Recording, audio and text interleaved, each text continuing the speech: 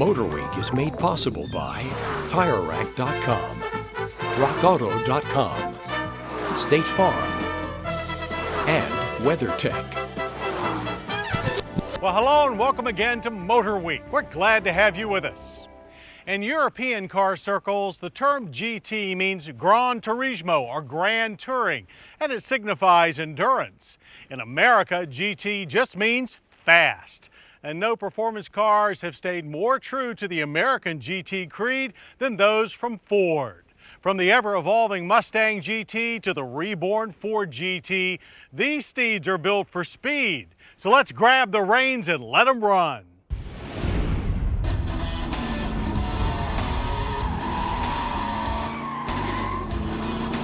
And run they do. If there's a GT slapped on a Ford fender these days, it stands for all-out American-style high performance. Indeed, in 2005, no American car flies red, white, and blue performance like the Ford GT. Patterned after the Le Mans winning GT40 race car of the 1960s, the all-new GT is still stripped down and built for speed. This Spartan mid-engine exotic consists of little more than an aluminum space frame chassis propelled by a monstrous 5.4-liter supercharged V8. It sits right behind your head, ready to rip with 550 horsepower and 500 pound-feet of torque. The transmission is a Ricardo 6-speed manual, mated to a limited slip differential and beefy twin-disc clutch. GT aficionados know the rest of the basics. Suspension is upper A-arms and lower L-arms with monotube shocks, all in lightweight aluminum, while the brakes are massive cross-drilled Brembos with 4-piston calipers. All riding on 18-inch front and 19-inch rear BBS wheels, wearing ZR-rated Goodyear Eagle F1 supercar tires. It's a performance package that is anything but basic, and one that demands a chance to run, which is exactly what it did on the tight and challenging Jefferson Circuit at West Virginia's Summit Point Raceway. Hit the go pedal and the Ford GT's massive torque hammers it to 60 in 3.8 seconds. The quarter mile flies by in 12.2 seconds at 122 miles per hour. Serious supercar speed. Throttle response is instantaneous but very controllable, with beefy torque available all across the rev band. Smooth clutch action is required to keep the rear end from stepping out. There is no electronic traction or stability control. Drop the GT into a turn and it displays superb balance with minimum front plow, even in the tightest corners. The rack and pinion steering is quick and precise, allowing for easy mid-quarter corrections. Feedback through steering, pedals, and seats is exceptional, the chassis constantly communicating every nuance of the pavement back to the driver. Its highly manageable behavior is testament to the thousands of hours spent honing this design, and by most measure it is more stable at high speeds than the iconic GT40.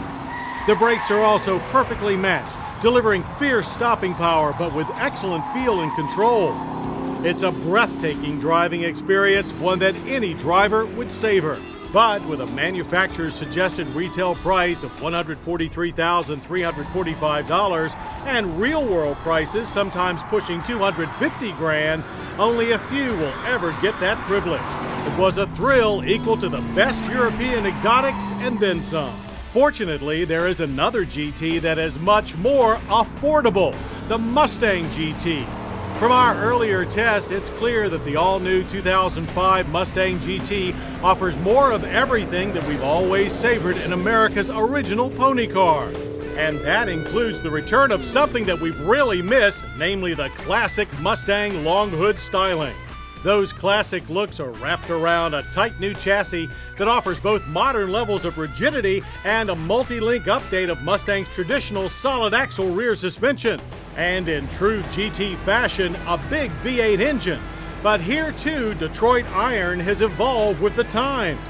It's a 3-valve per cylinder version of Ford's 4.6-liter all-aluminum twin-cam V8.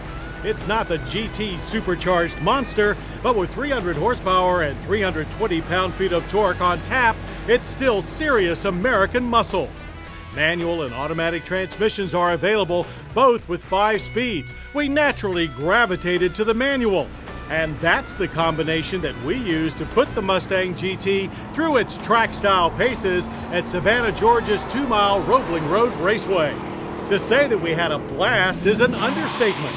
The new Mustang GT is definitely fast, delivering a 0 to 60 time of 5.2 seconds, only 1.4 seconds slower than its supercar sibling, while the quarter mile rocks by in 13.8 seconds at 103 miles per hour. The 4.6-liter V8 pulls hard off the line and out of corners. The power band is wide and flat, but throttle response and delivery are very smooth. It's an extremely user-friendly engine. The 5-speed manual gearbox is also easy to use. Feel is a little on the rubbery side, but all shifts are positive. As is the chassis, with quick turn-ins and mild front plow. The tight front end allows for much quicker direction changes than previous Mustangs. The rear solid axle keeps the tail planted amazingly well, but you can still kick the back end loose with the throttle if you dare. Nosedive and lateral roll are very well contained, yet the firm suspension is much more compliant than that of earlier Mustang GTs. It maintains the solid feel of a proper muscle car, but it's also the most nimble, tossable chassis to ever wear the Mustang GT label. Pretty impressive for a performance car that only cost $25,640. It is a GT bargain. But whether it's GT or Mustang GT, on the track or on the street, both of these full power players are true to the American GT creed of the need for speed. And no one spells GT quite like Ford.